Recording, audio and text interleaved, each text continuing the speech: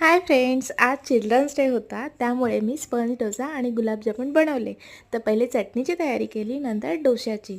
तर डोसा हा बनवला रेडीमेड पिठाचाच. तर वरती बघू शकता तुम्ही.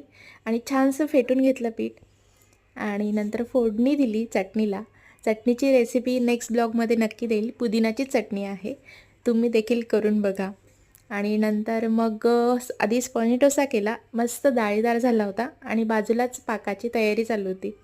आणि पाकही रेडी झाला. नंतर आई मला मदत करत होती गुलाबजामुन वळवायला आणि प्रियांशी त्यात मदत करत होती. तिला खूप मदत करायला आवडते आणि तितकं सुंदर करत होते ना. आणि नंतर मग आईने वळवून दिले मला गुलाबजामुन, मग मी तळले आणि छानसे गुलाबजामुन रेडी झाले. तर तुम्ही देखील बघू शकता. आणि भेटूया आपण नेक्स्ट ब्लॉगमध्ये. तोपर्यंत बाय. लाईक करा, शेअर करा, सबस्क्राईब करा.